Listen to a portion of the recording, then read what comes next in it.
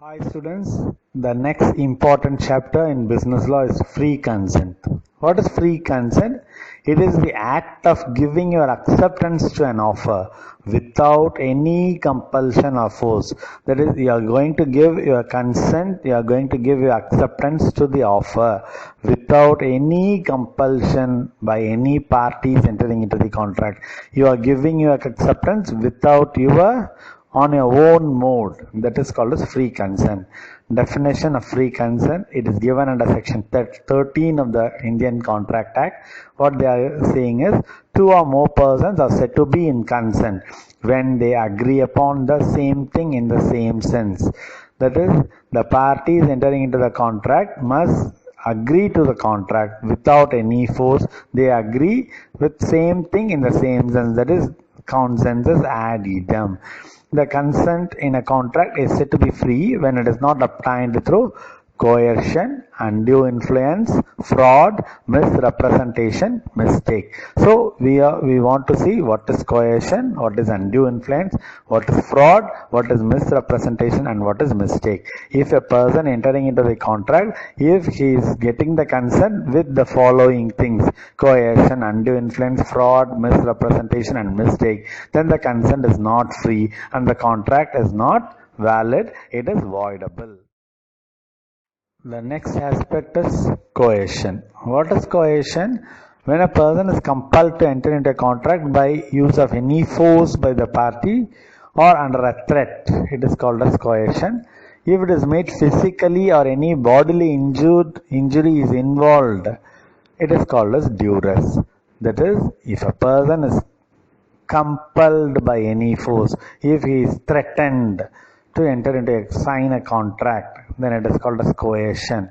If you are beating a person, then it is called as duress. So definition is committing or threatening to commit any act forbidden by the Indian Penal Code, or unlawful detaining or threatening to detain any property or prejudice of other person. It is called as coercion. Committing or threatening to commit. You are doing or threatening that you are going to do that.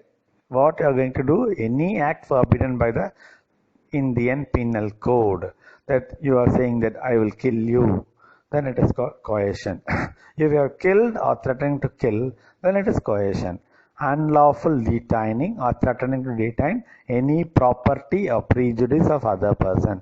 You are taking a person from taking the person to your custody, or you are threatening that I will take you to my custody, then it is called as coercion. So by threatening them, you are asking them to sign in a contract, it is called as coercion. Next one is undue influence. What is undue influence? That is, it is a contract is between two parties. One party, he is in a dominating position and he dominates you and make you to sign in a contract without your willingness.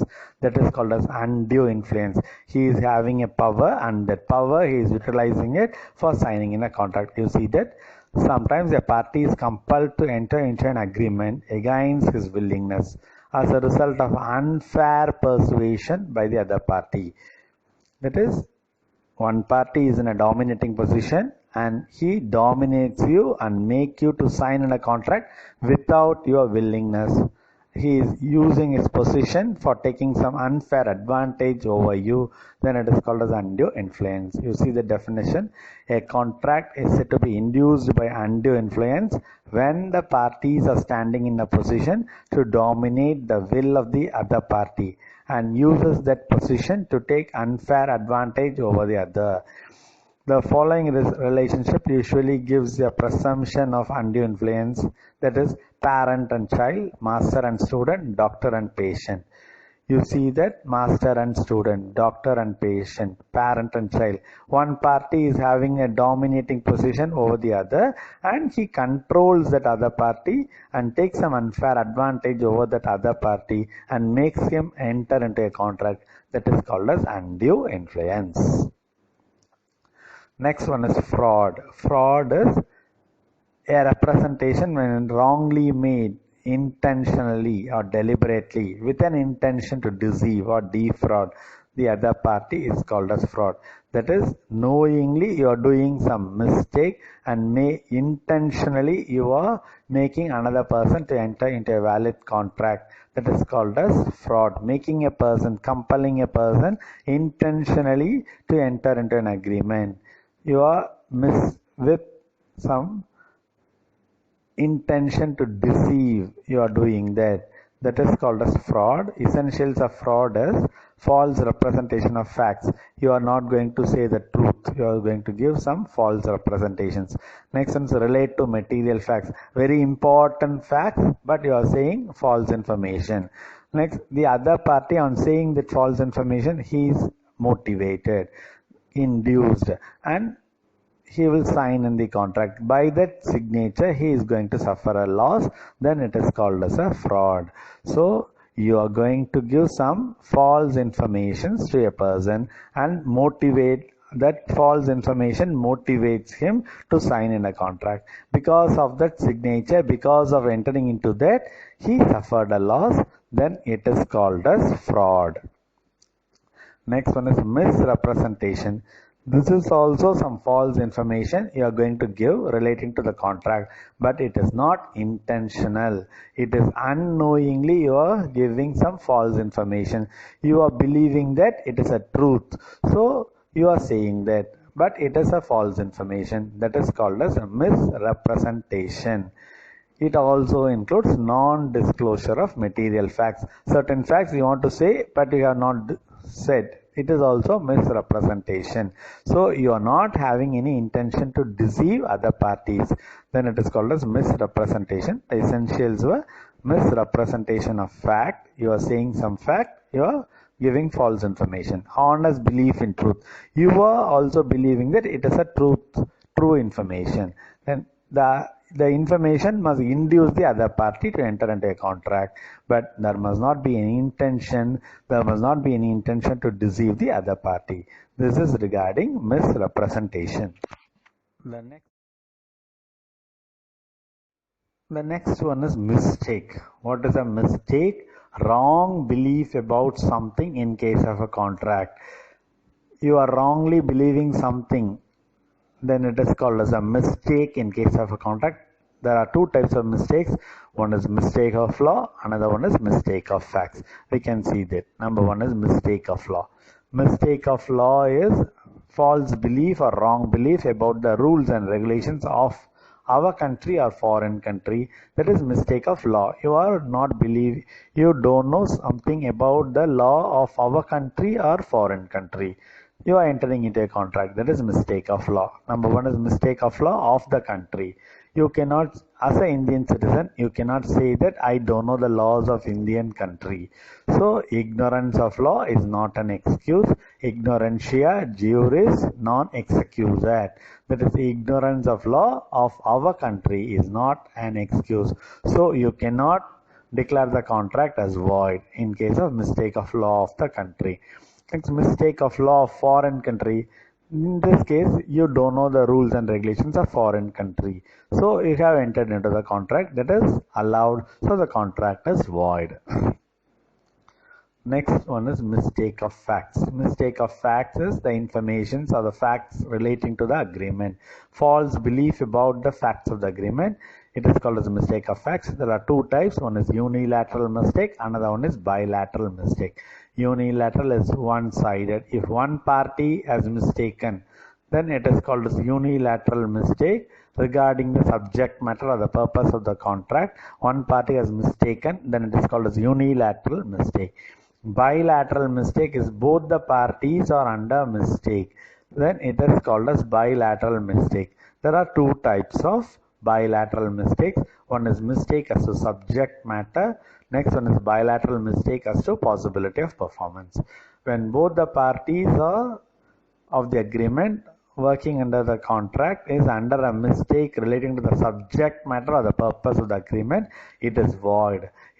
That is relating to the existence of the subject matter. where it is located, quality of the subject matter, quantity of the subject matter, title, ownership of the subject matter, price of the subject matter. If both the parties in the contract were under a mistake, then it is void.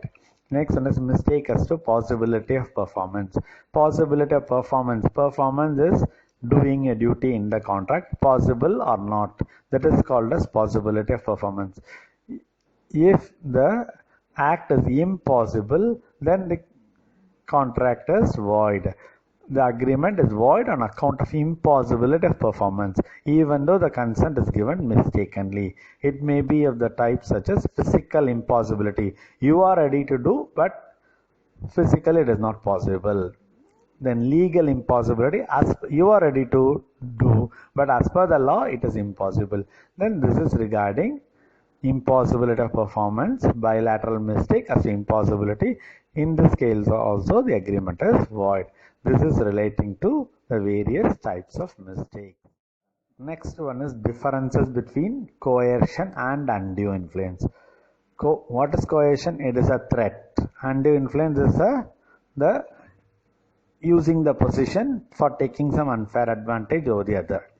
Okay, what is the difference? Number one is consent given under a threat or offense is coercion.